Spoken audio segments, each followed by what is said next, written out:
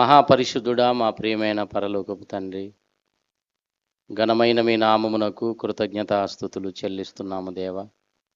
గతించిన దినములన్నీ కూడా మమ్మలను కాపాడి మరొక నూతన దినములోనికి నడిపించి ఈ ఆదివారపు ఆరాధనలో మీ పిల్లల మధ్యన మీ మాటలు ప్రకటించే మంచి అవకాశాన్ని నాకు ఇచ్చినందుకు వందనాలు తండ్రి.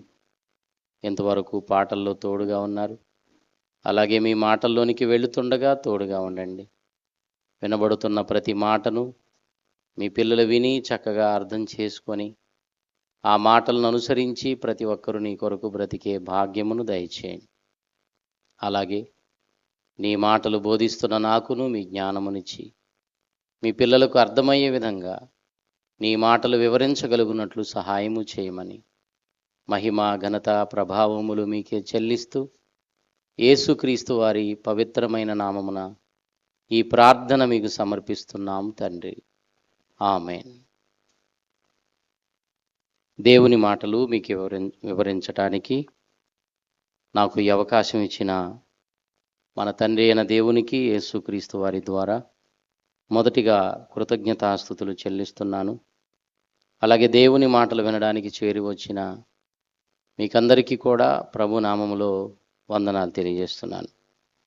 ప్రియమైన దేవుని పిల్లలారా, ఈరోజు పరిశుద్ధ గ్రంథములో నుండి మరొక అద్భుతమైన సందర్భాన్ని మనం ఆలోచించబోతున్నాం. ఈరోజు మనం ఆలోచిస్తున్న పాఠం అంత్య దినాలలో ధనాపేక్షులు. అంత్య దినాలలో ధనాపేక్షులు. పరిశుద్ధ గ్రంథములో నుండి తిమోతికి వ్రాసిన 2వ పత్రిక 3వ అధ్యాయము 1 నుండి 5వ వచనం వరకు మనం చదువుకుందాం. తిమోతికి రాసిన 2వ పత్రిక 3వ అధ్యాయము 1 నుండి 5వ వచనం వరకు. అంత్యదినములలో నేను చదువుతాను. అంత్యదినములలో అపాయకరమైన కాలములు వచ్చునని తెలుసుకొనుము. ఎలాగనగా మనుషులు స్వార్థప్రియులు, ధనాపేక్షులు, బింకములాడువారు, అహంకారులు, దూషకులు, తల్లిదండ్రులకు అవిధేయులు, కృతజ్ఞత లేనివారు, అపవిత్రులు, అనురాగరహితులు, అతి ద్వేషులు, అపవాదకులు, అజితేంద్రియులు, క్రూరులు, సజ్జన ద్వేషులు, ద్రోహులు, మూర్ఖులు, గర్వాంధులు, దేవుని కంటే సుఖానుభవమును ఎక్కువగా ప్రేమించువారు, పైకి భక్తి గలవారి వలె ఉండియు దాని శక్తిని ఆశ్రయించని వారునై ఉందురు. ఇట్టి వారికి విముఖుడవై ఉండుము.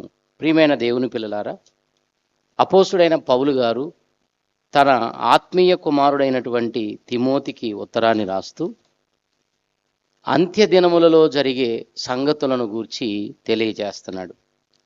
అంత్యదినములలో అపాయకరమైన కాలములు వచ్చును అని తెలుసుకొనుము అన్నాడు. మనమున్నది ఏ దినాలు? అంత్యదినాలు, చివరి దినాలు, క్రీస్తు రాకడ దినాలు. ఈ ప్రపంచం నాశనమవుటకు దగ్గర పడిన దినాలలో మనం ఉంటున్నాం. ఈ అంత్యదినాలలో దేవుని పిల్లలమైన మనం చాలా జాగ్రత్తగా ఉండాలని దేవుడు కోరుకుంటున్నాడు. ఎందుకంటే అంత్యదినములలో అపాయకరమైన కాలములు వస్తాయి. ఏ కాలాలు? అపాయకరమైన కాలములు వస్తాయి. ఎవరి వలన అపాయాలు వస్తాయి అంటే మనుషుల వలననే. ఎందుకు అపాయాలు వస్తాయి అంటే మనుషులలో ఏర్పడిన స్వార్థం, మనుషులలో ఏర్పడిన ధనాపేక్ష. ఈరోజు చూడండి, ఒకడు దోచుకుంటున్నాడు, ఒకని ప్రాణాన్ని మరొకడు తీసేస్తున్నాడు, ఒకటిది మరొకడు దొంగిలిస్తున్నాడు. కారణం ఏంటి అంటే మనుషుల్లో ఏర్పడిన స్వార్థం, దానితో పాటు ధనాపేక్ష. ఈ ధనాపేక్ష కలిగిన వాళ్ళు ఏం చేస్తారంటే అవసరమైతే ఎదుటివాడికి అపాయాన్ని తెచ్చి పెడతారు, ఎదుటివాడిని అపాయంలో పడవేస్తారు. వీళ్ళు ధనవంతులు కావడానికి ఆరాటపడతా ఉంటారు. ఆలోచించాలి. పోయిన ఆదివారం రోజున మనం ఈ పాఠాన్ని ప్రారంభించాం. ఈ లిస్టులో అంత్యదినాలలో అపాయములు ఎవరి వలన వస్తాయో చెబుతూ 19 రకాల మనుషులను గురించి చెప్పాడు. ఇక్కడ మనం ఈ లిస్ట్ అంతా చదివాం కదా. స్వార్థప్రియులు, ధనాపేక్షులు, బెంకములాడువారు, అహంకారులు, ఇలా మనం చూసుకుంటా పోతే ఇక్కడ ఈ 5 వచనాలలో 19 రకాల వ్యక్తిత్వాలు కలిగిన వారి గురించి దేవుడు చెప్పడం జరిగింది. నేను చెప్పాను ఒక్కొక్క విషయాన్ని ఒక్కొక్క వారం చెప్తానని. అంటే 19 వారాలు మనము ఈ విషయాలను ఆలోచించబోతున్నాం. పోయిన వారం స్వార్థప్రియుల గురించి చెప్పాను. స్వార్థప్రియులు అంటే ఎవరు, వాళ్ళు ఎలా ఉంటారు, వాళ్ళ కార్యక్రమాలు ఏంటి, వాళ్ళు ఏం చేస్తారు, ఇవన్నీ మనం పోయిన ఆదివారపు ఆరాధనలో విన్నాం. ఈరోజు రెండవ విషయాన్ని మనం ఆలోచిస్తున్నాం. అంత్య దినములలో ధనాపేక్షులు. అంత్య దినాల్లో ఎవరుంటారట? ధనాపేక్షులు. లోకంలో ఉన్నవాళ్ళు ధనాపేక్షులుగా ఉన్నారంటే దానికి అర్థం ఉంది, వాళ్ళకి దేవుని గురించి తెలియదు కనుక. పిల్లలు మాత్రం డిస్టర్బ్ చేయకుండా దగ్గర పెట్టుకున్నాను. ఏమాత్రం కొంచెం డిస్టర్బ్ చేయొద్దు, లేదా బయట కుర్చీ వేసుకొని కూర్చోండి. బయటైనా కుర్చీ వేయండి నాన్న ఒకటి.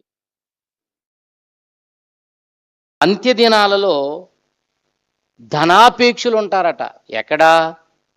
లోకంలో కాదు, సంఘంలో. ఈ పత్రిక ఎవరికండి? సార్వత్రిక దేవుని సంఘాన్ని ఉద్దేశిస్తూ చెప్పిన మాటలు ఇవి. సంఘాలలో ఉన్నవాళ్ళు స్వార్థప్రియులుగా ఉంటారట. సంఘాలలో చేరిన వారు ధనాపేక్షులుగా బ్రతుకుతారట ఈ అంత్యదినాలలో. ధనాపేక్ష అంటే ఏంటండి? ధనాన్ని అపేక్షించేవాళ్ళు, ఇష్టపడేవాళ్ళు, ధనాన్ని ఆశించేవాళ్ళు, ధనాన్ని ప్రేమించేవాళ్ళు. ధనాపేక్షులంటే ధనాన్ని ఆశించేవారు, ధనాన్ని ఇష్టపడుతున్నవారు, ధనాన్ని ప్రేమించేవాళ్ళు, వీళ్ళే ధనాపేక్షులు. ధనం ఉండడం తప్పు కాదండి, ధనాపేక్ష కలిగి ఉండడం అనేది చాలా తప్పు.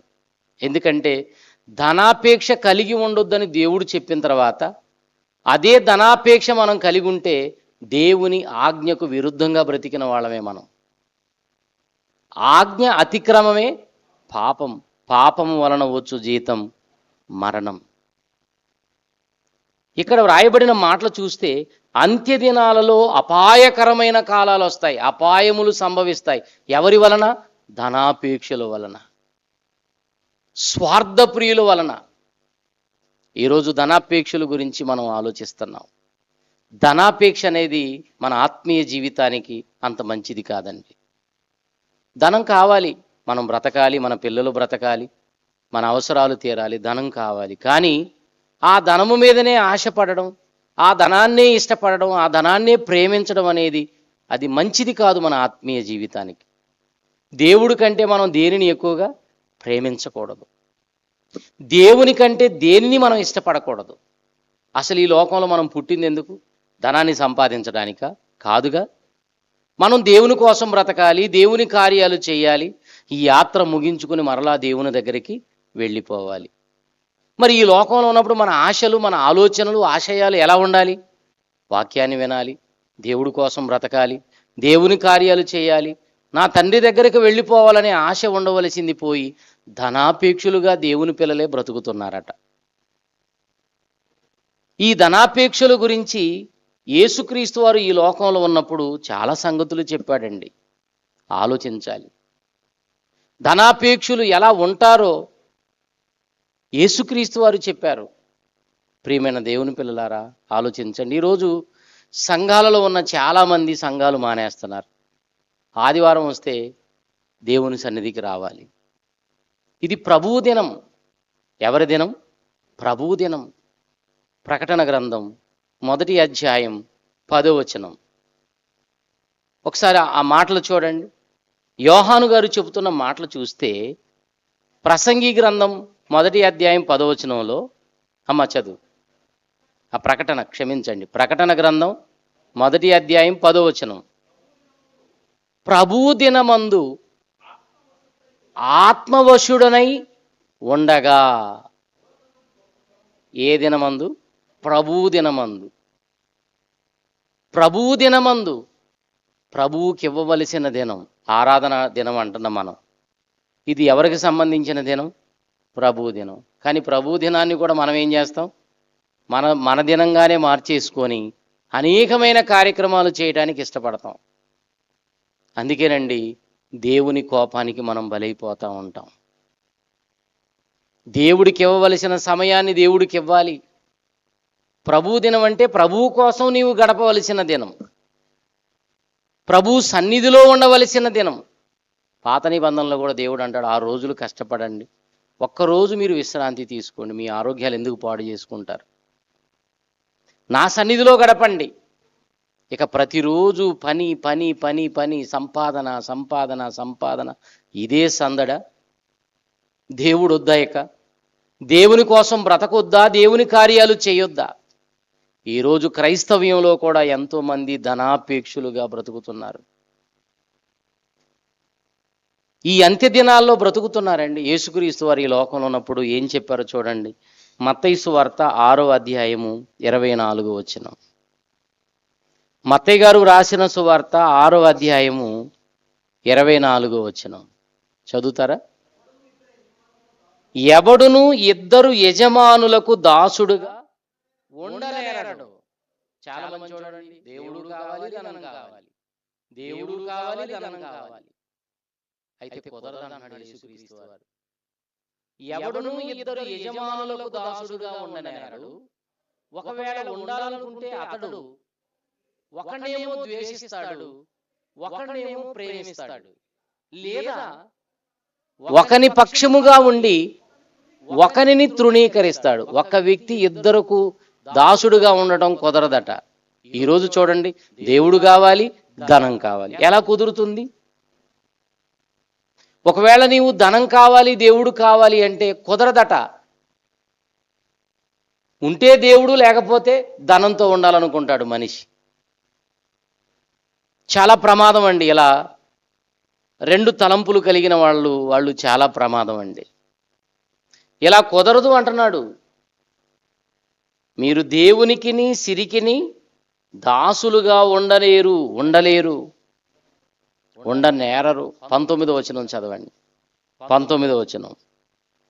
భూమి మీద మీ కొరకు ధనము కూర్చుకొనవద్దు. నేను చెప్తున్నానా? యేసుక్రీస్తు వారు చెప్పారా? యేసుక్రీస్తు వారు చెప్పారు, నేను చెప్పట్లేదు కదండి. భూమి మీద మీ కొరకు ధనమును కూర్చుకొనవద్దు అని యేసుక్రీస్తు వారు కొండ మీద ప్రసంగం అండి ఇది. మీరు కదిలించొద్దమ్మా వాళ్ళని. ఎందుకు కదిలిస్తున్నారు? కూర్చోబెట్టుకోమ్మా. దగ్గర ఎటుపోయారా? దగ్గర కూర్చోబెట్టుకున్నాను, తిరగనియొద్దు. లైవ్ వస్తుంది కదా నాన్న, చాలా ఇబ్బందికరమైన పరిస్థితి.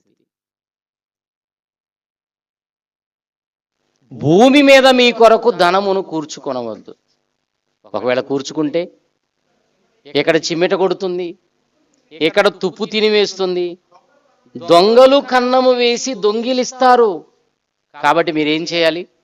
పరలోకమందు మీ కొరకు ధనమును కూర్చుకొనండి. అక్కడ కూర్చుకుంటే అక్కడ దొంగరాడు, అక్కడ చిమ్మెట కొట్టదు, తుప్పు తినివేయదు,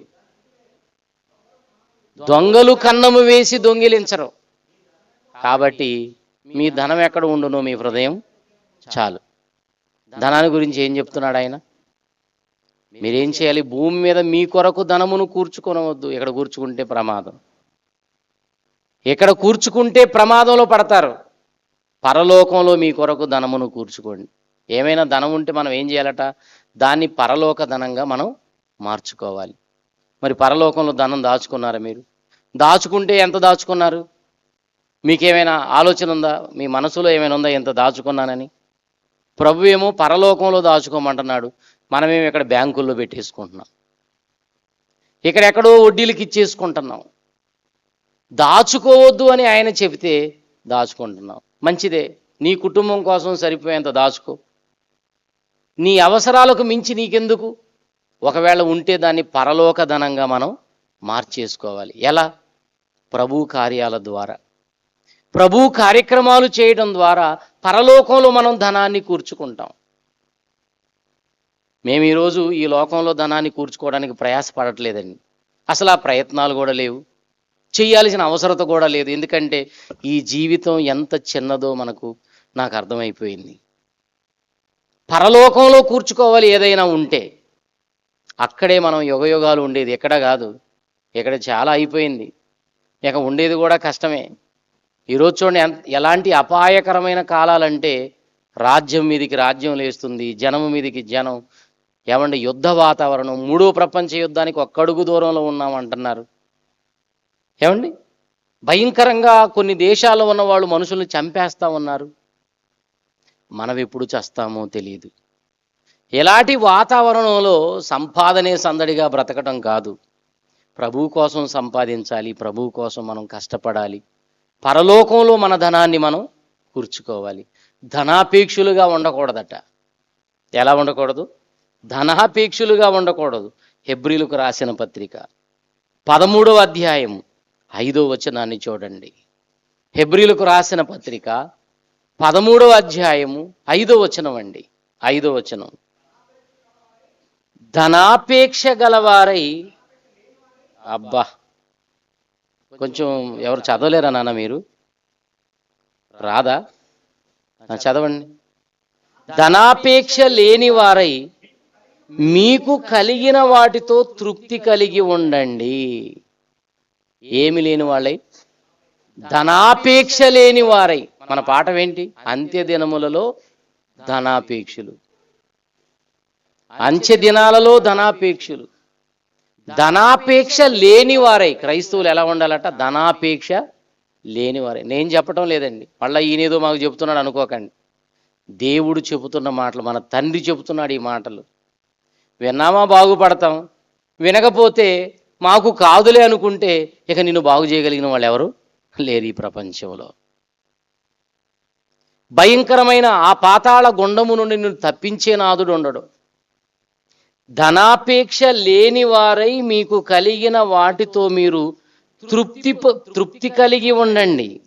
తర్వాత, నిన్ను ఒకవేళ నీకు ధనాపేక్ష లేకుండా, ధనం మీద ఆశ లేకుండా బ్రతికినా నేనున్నానుగా, నిన్ను ఏమాత్రమును విడువను, నిన్ను ఎన్నడును ఎడబాయనని ఆయనే చెప్పాను కదా. ఎవరైనా? దేవుడు ఏం చెప్పాడు మనకి? మిమ్మల్ని వదలనానా నేను, నా పిల్లలు కదా మీరు, నా పిల్లలు కదా, మిమ్ములను విడువను, నేను ఎన్నడూ కూడా ఎడబాయను అని ఆయనే చెప్పాడు కదా. మరి ఎడబాయని దేవుడు, మనతో ఉండే దేవుడు, మనలను విడువని దేవుడు మనకున్నప్పుడు ఈ లోకంలో ఈ ధనాపేక్షతో మనం ఎందుకు బ్రతకాలి? ఎందుకు మనం ఇలా బ్రతకాలి? బ్రతకలేమనిపిస్తుందా? ఆలోచించండి. నమ్మకం లేదా? దేవుడు నన్ను పోషించగలడనే నమ్మకం లేదా? నమ్మకం లేక దేవుని మీద, తమ శక్తి సామర్థ్యాల మీదనే చాలామంది ఆధారపడతారు. సంపాదించుకోకపోతే ఎలా బ్రదర్ అంటుంటారు. మంచిదే, సంపాదించు. మరి ప్రభువు కోసం నువ్వేం చేస్తున్నావు? పరలోక ధనంగా నీ ధనాన్ని మార్చుకోగలుగుతున్నావా? ఒకరోజండి మనం కటకట ఏడ్చే రోజులు వస్తాయి. అయ్యో, భూమి మీద ఉన్నప్పుడు నేను ఎందుకు నిర్లక్ష్యం చేశాను? భూమి మీద ఉన్నప్పుడే నేను ఎందుకు దేవుని కార్యక్రమాల కోసం ఆలోచించలేకపోయాను? ఈరోజు పాతాళంలో ప్రతిరోజు ఏడ్చేటటువంటి పరిస్థితి నాకు సంభవించింది అని ఒకరోజు కుమిలి కుమిలి కుమిలి కుమిలి బాధపడే రోజు రాబోతుంది.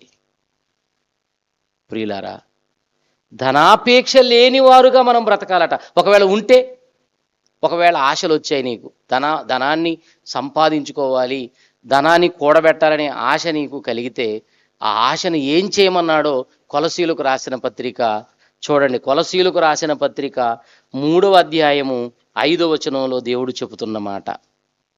కొలసీలకు రాసిన పత్రిక 3వ అధ్యాయం 5వ వచనం, కావున భూమి మీదనున్న మీ అవయవములను అనగా జారత్వమును, అపవిత్రతను, కామాతురతను, దురాశను, విగ్రహారాధన అయిన ధనాపేక్షను చంపివేయండి. ఒకవేళ మీలోకి సాతాను ఇలాంటి ఆశలు తెచ్చిపెట్టాడా?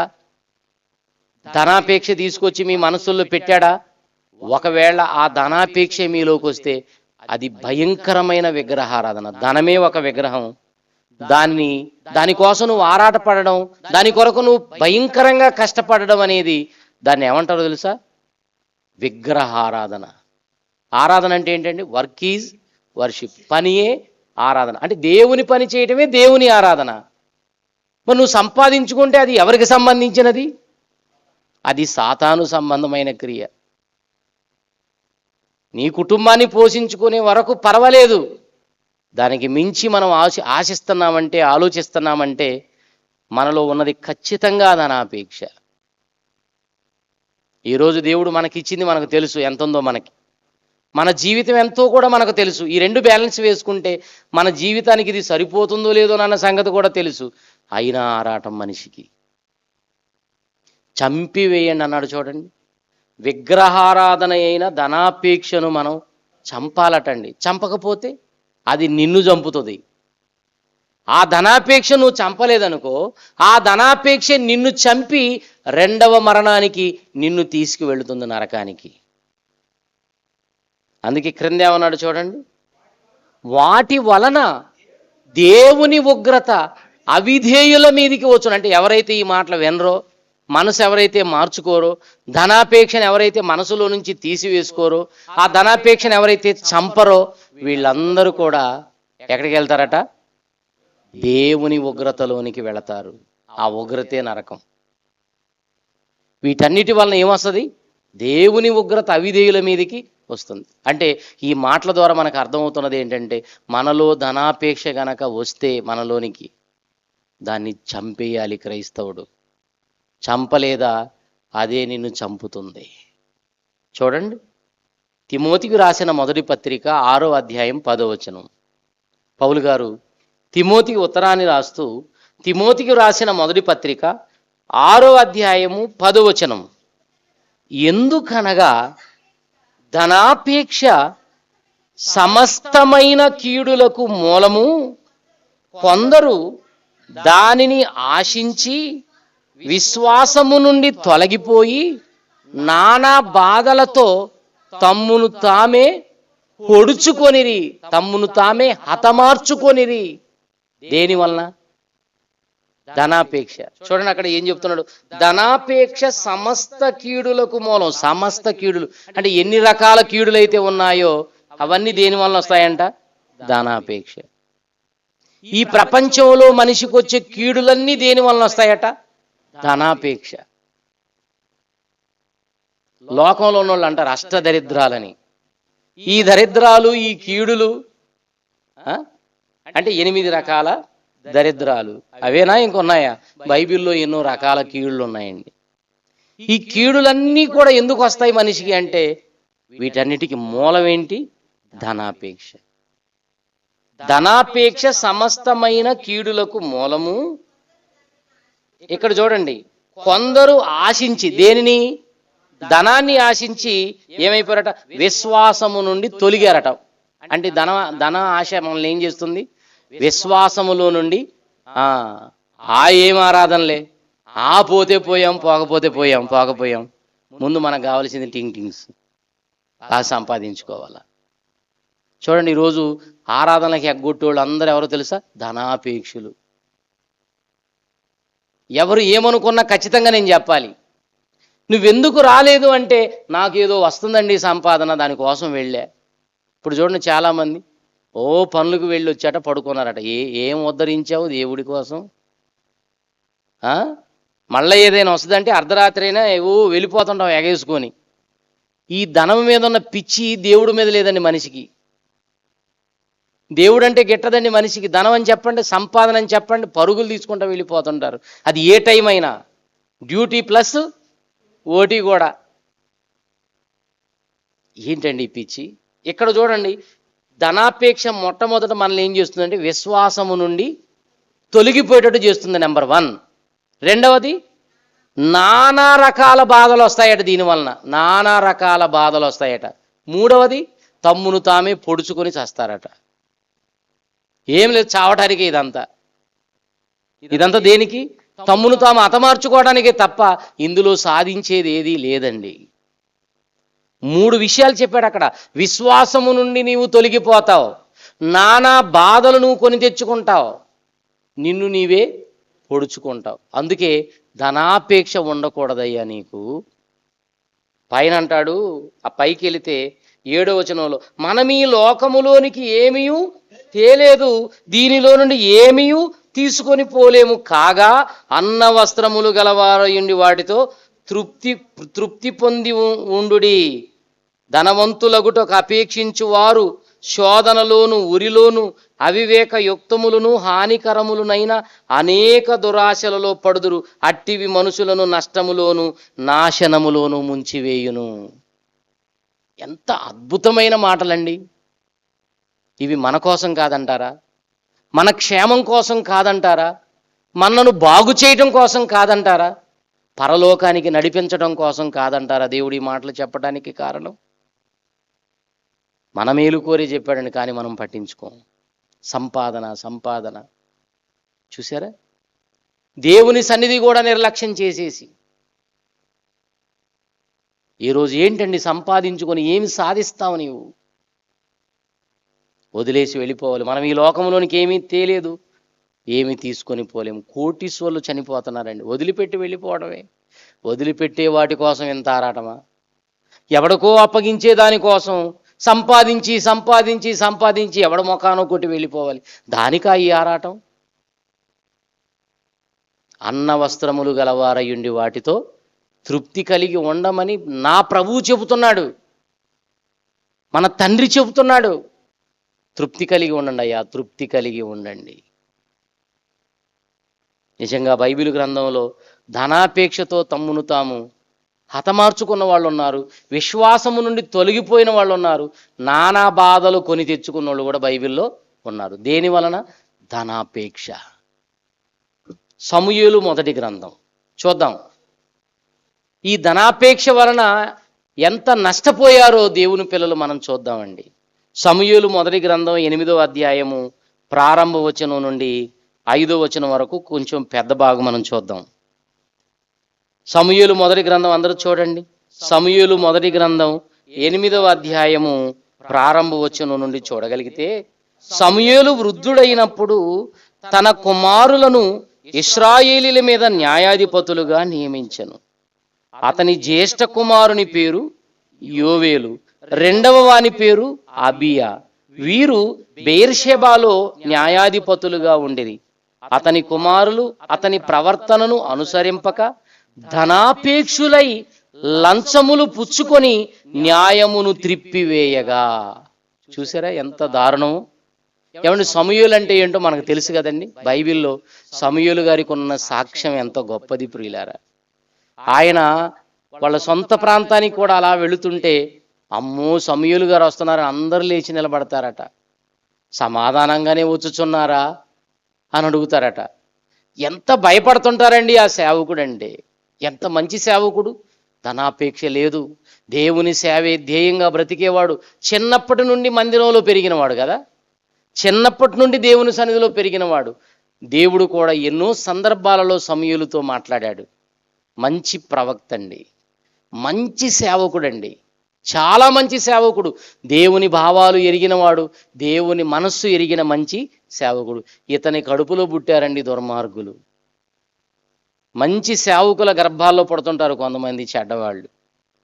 మంచి మనుషులకు పుడతారండి కొంతమంది దౌర్భాగ్యులు. చూడండి, వీళ్ళని న్యాయాధిపతులుగా పెట్టాడట. ఎవరో? సమూయేలు గారు. అంటే దేవుని ఆలోచనతోనే, దేవుని సంకల్పానుసారంగా వీళ్ళిద్దరిని చక్కగా న్యాయాధిపతులుగా పెడితే, న్యాయాధిపతులుగా ఉండి న్యాయంగా తీర్పులు జరిపించాల్సింది పోయి అన్యాయంగా ప్రజలను దోచుకునే కార్యక్రమాలు మొదలుపెట్టారండి వీళ్ళు. తండ్రి లాంటి మనస్తత్వం లేదట. చూడండి, అతని కుమారులు అతని ప్రవర్తనను అనుసరింపక. అంటే సమూయేలు మంచోడా? చాలా మంచోడు. అతని ప్రవర్తన లేదట, అతని ప్రవర్తన వేళలో లేదట. వీళ్ళు ధనాపేక్షులై, అక్కడ చూడండి, ధనాపేక్షులై అంటర్లైన్ చేయండి, ధనాపేక్షులై లంచములు పుచ్చుకొని న్యాయమును త్రిప్పివేయగా. ఈరోజు చూడండి, చాలామంది లంచాలు తీసుకుంటారు. ఎందుకు? న్యాయాన్ని అన్యాయంగా చిత్రీకరించడానికి, న్యాయాన్ని మార్చివేయటానికి. తప్పు చేసినా నువ్వేం తప్పు చేయలేదు అని తీర్పు తీర్చటం.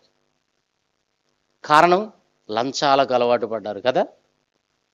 లంచం, ఎక్కడ చూసినా లంచం, ఎక్కడ కూడా లంచం కనపడుతుంది చూడండి. అప్పుడు ఇశ్రాయేలీయులు ఏం చేశారో చూడండి. ఇశ్రాయేలీయుల పెద్దలందరూ కూడి రామాలో సమూయేలు నొద్దకు వచ్చి, చిత్తగించుము, నీవు వృద్ధుడవు, నీ కుమారులు నీ ప్రవర్తన వంటి ప్రవర్తన గలవారు కారు గనుక సకల జనుల మర్యాద చొప్పున మాకు ఒక రాజును నియమింపుము, అతడు మాకు న్యాయము తీర్చునని అతనితో అనిది. ఎందుకంటే నీ కొడుకులను పెట్టావు, వాళ్ళు నీలాంటి ప్రవర్తన గలవాళ్ళు కాదు, వాళ్ళు లంచాలు తీసుకొని న్యాయాన్ని త్రిప్పివేస్తున్నారు. ఎందుకయ్యా నీ కొడుకులు? ఎందుకు నీ కొడుకులు?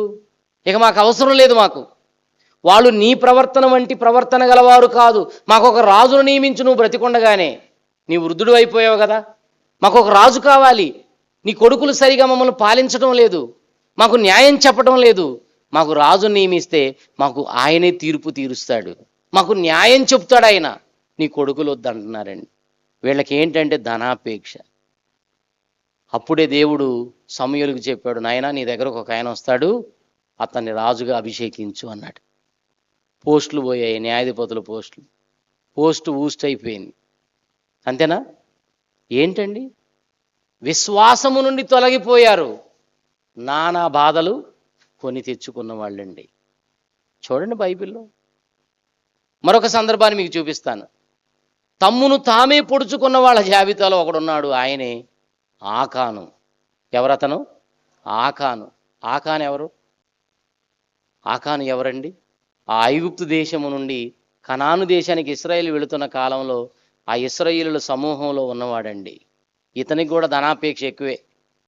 యెరికో పట్టణం మీద యుద్ధం చేశారండి వీళ్ళు. మోషే గారు నడిపించాడు 40 సంవత్సరాలు. నాయకత్వం బాధ్యతలు యెహోషువ గారికి అప్పగించబడ్డాయి. యెహోషువ గారి నాయకత్వంలో యెరికో పట్టణంపై యుద్ధానికి వెళ్ళారు. దేవుడు చెప్పినట్టుగా అక్కడ కార్యక్రమాలు జరిగించాలి, వాళ్ళకి విజయం వస్తుంది. అయితే యెరికో పట్టణాన్ని దేవుడు శపించాడు. వినండి వినండి, యెరికో పట్టణాన్ని దేవుడు ఏం చేశాడు? శపించేశాడు. ఆ శపితమైన దానిలో మీరు ఏది తీసుకోవడానికి వీల్లేదని దేవుని సేవకుడని యెహోషువ గారు చెప్పారు. అయ్యా, మనం ఈ పట్టణం మీద విజయం సాధించిన తర్వాత ఇందులో ఉన్న ధనం కానీ బంగారం కానీ ఏ వస్తువులు కానీ మీరు ముట్టుకోవడానికి వీల్లేదు, ఇది శపించబడిన పట్టణం. మనం తీసుకున్నామా మనం బలైపోతాం, వద్దు, దీనిలో ఏది మీరు దాచుకోవడానికి వీల్లేదని చెప్పినప్పుడు ఇశ్రాయేలు అందరూ సరేనండి అన్నారు.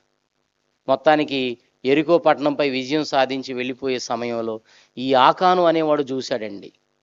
వెండిని చూశాడు, మంచి వస్త్రాలు చూశాడు, బంగారాన్ని చూశాడు, ఆశ పుట్టిందట.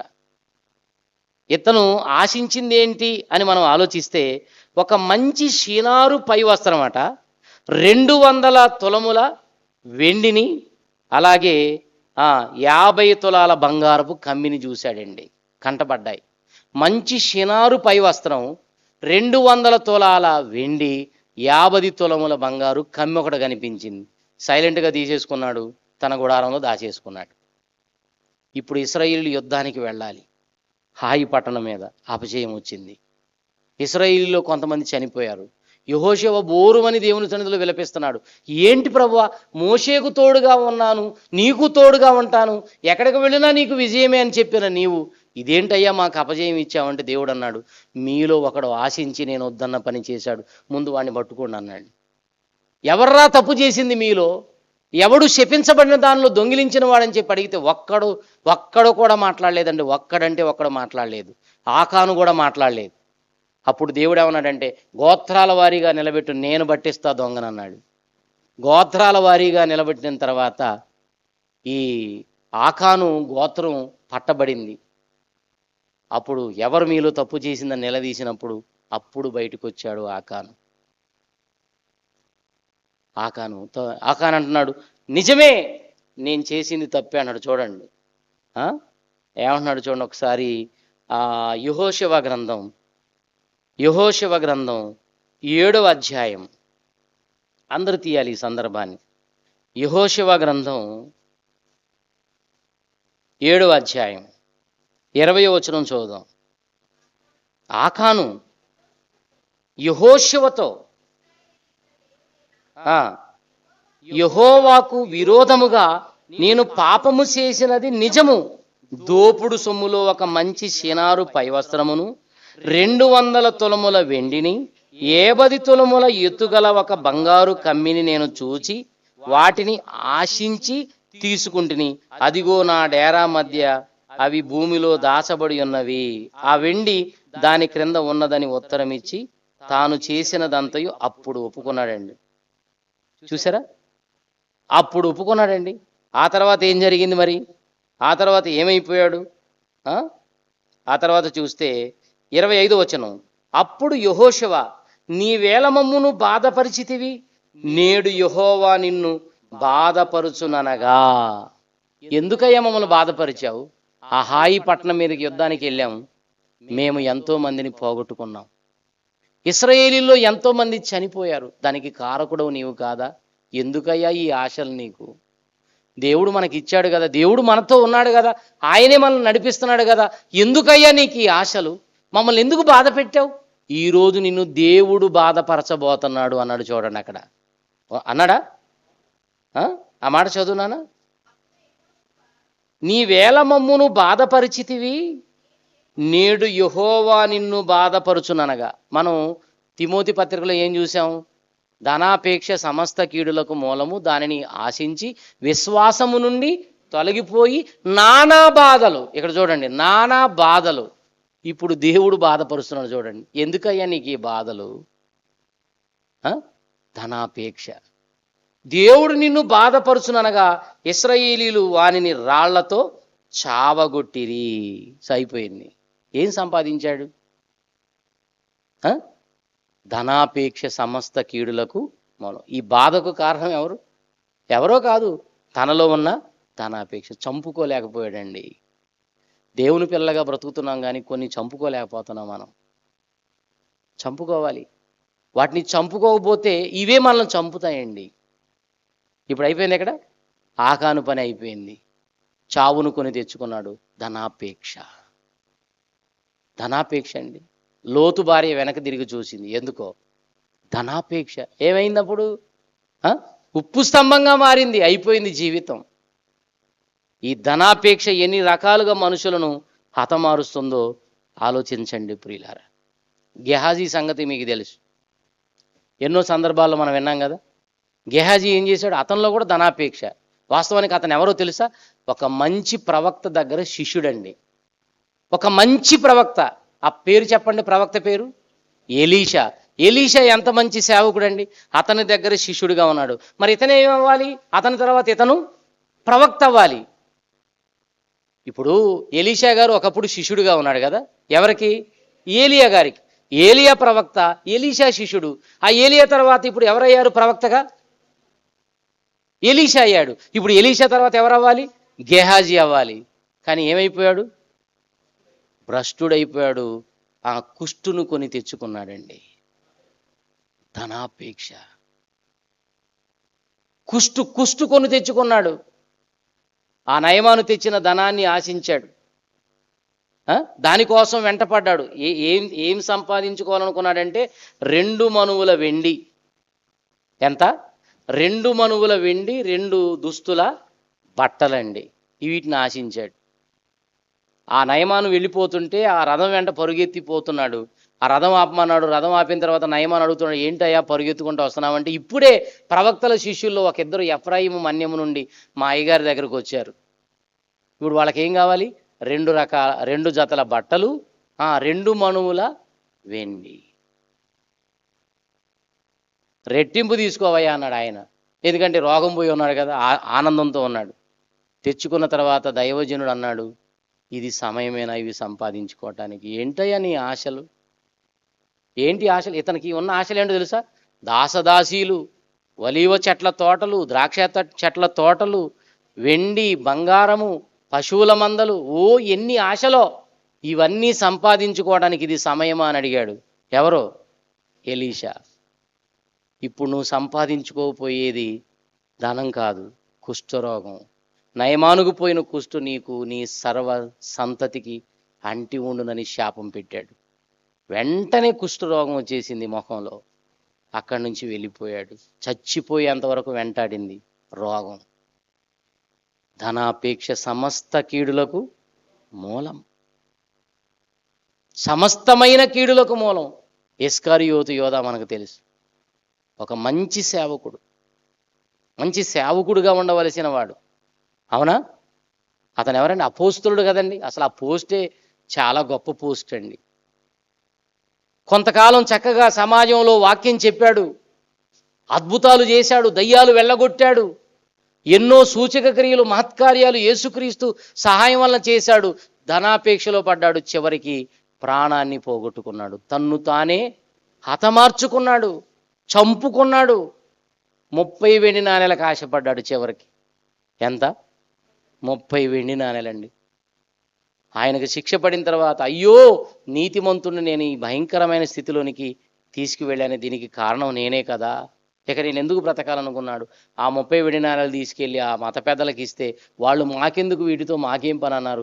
అక్కడ పారవేశాడు, పోయి తొందరపాట్లు ఉరి పెట్టుకొని చచ్చిపోయాడు. ఒక అననీయ సప్పీరా సంగతులు మనకు తెలుసు.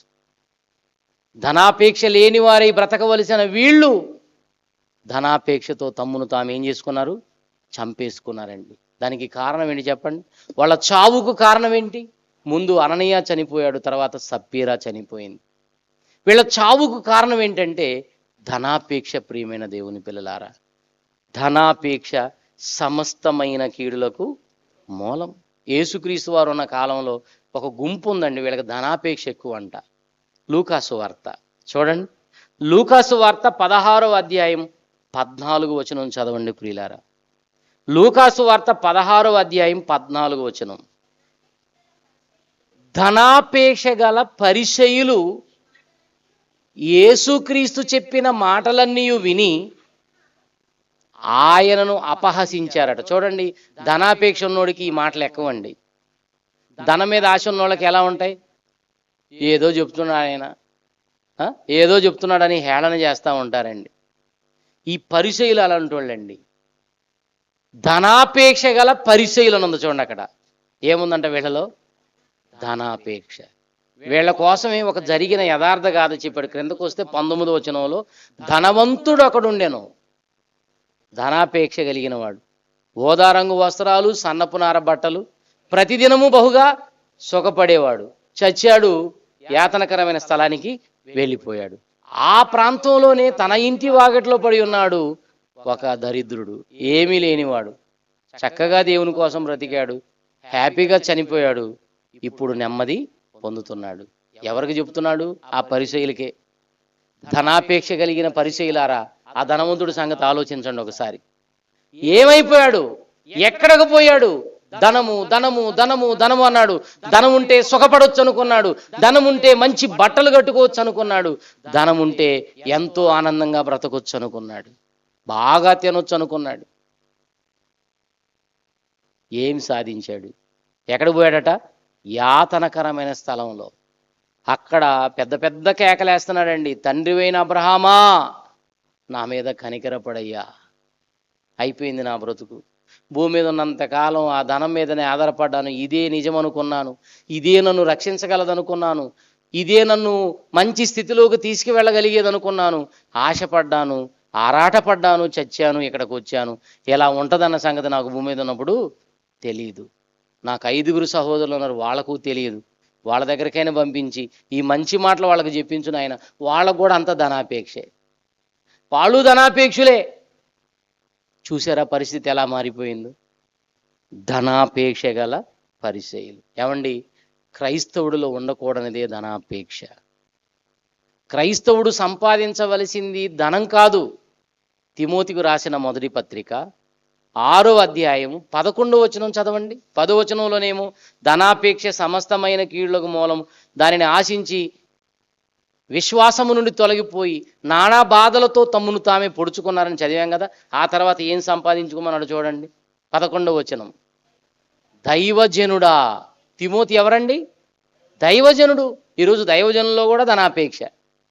దైవజనుడా, నీవైతే వీటిని విసర్జించు. అంటే వేటిని?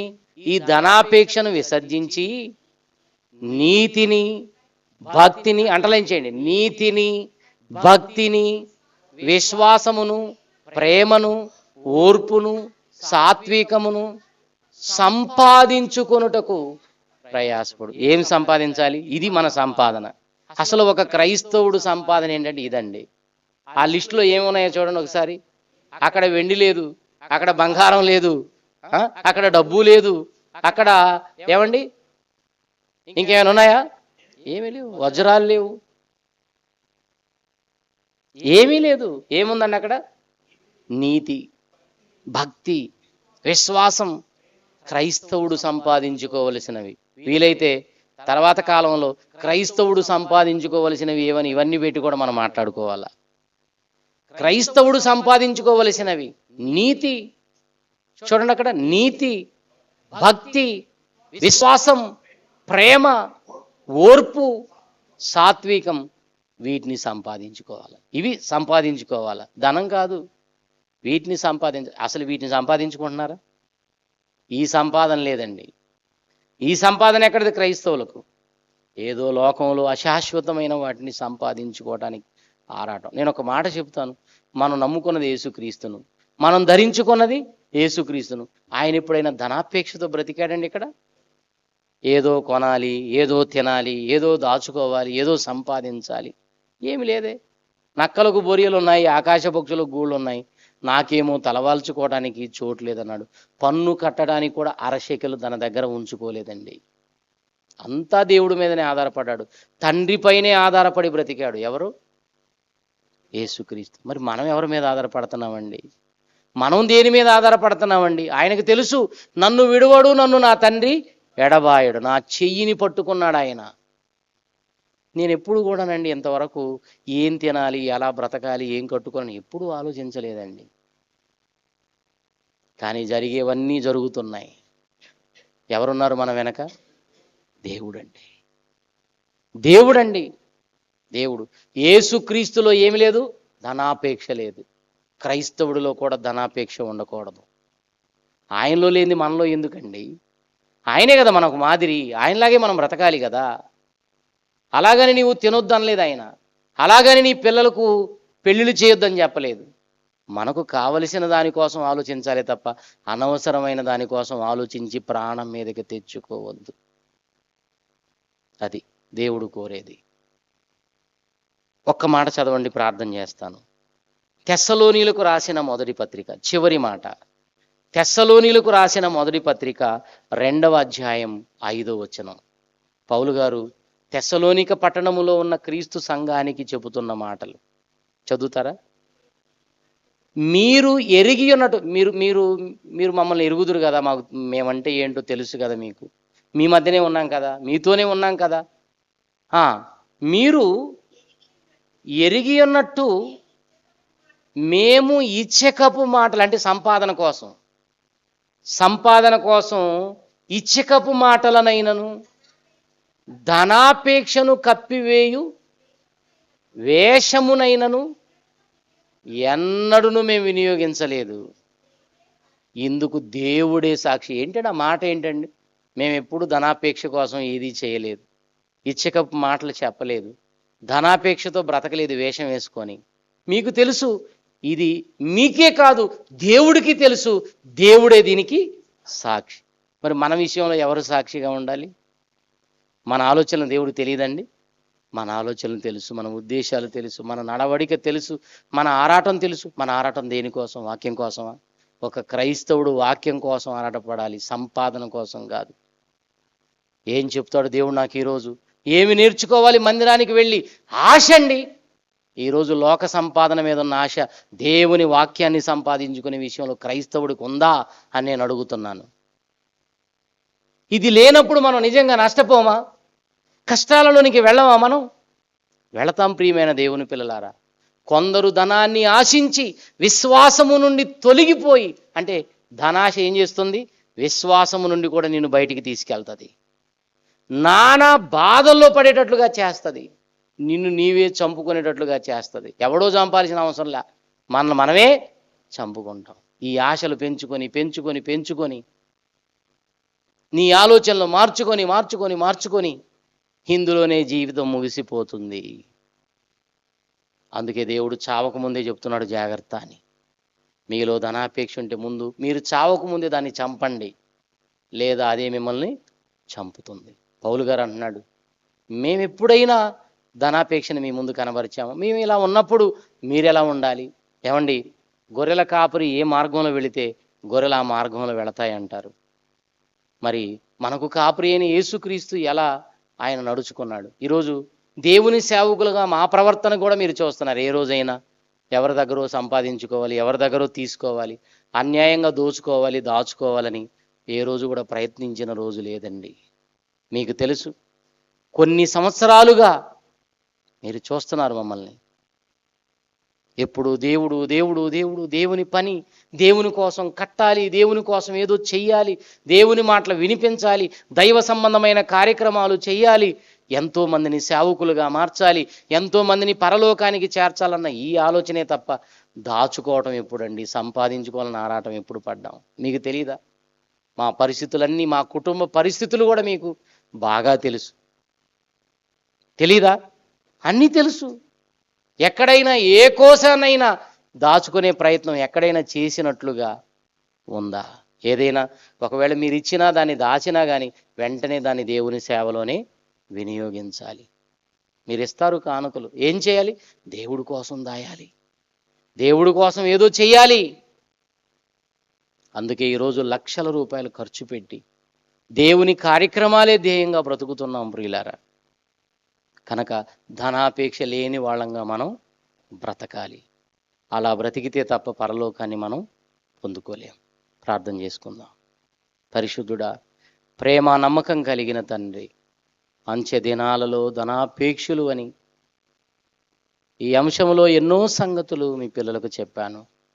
మీ పిల్లలుగా మీరు చెప్పినట్లుగా ధనాపేక్ష లేని వాళ్ళమై ఈ లోకంలో మేము బ్రతికేటట్లు సహాయం చేయండి. మేము ఈ లోకంలోనికి ఏ వస్తువులను మీ సేవ కోసం వాళ్ళు ఖర్చు పెట్టారు అంటే ధనాపేక్షను చంపుకున్నారు నాయన. అలాంటి పరిస్థితిని ఈరోజు మాకు దయచేయండి తండ్రి. ధనాపేక్ష లేని వారంగా బ్రతుకున్నట్లు సహాయం చేయమని మమ్మల్ని అందరినీ మీ చేతులకు అప్పగిస్తూ క్రీస్తు నామమున ఈ ప్రార్థన మీకు సమర్పిస్తున్నాం తండ్రి. ఆమేన్. ఏనానా శబ్దాలు ప్రార్థన చేసేటప్పుడు ప్రభువుల్లో మనం కొనసాగుదాం ప్రియులారా.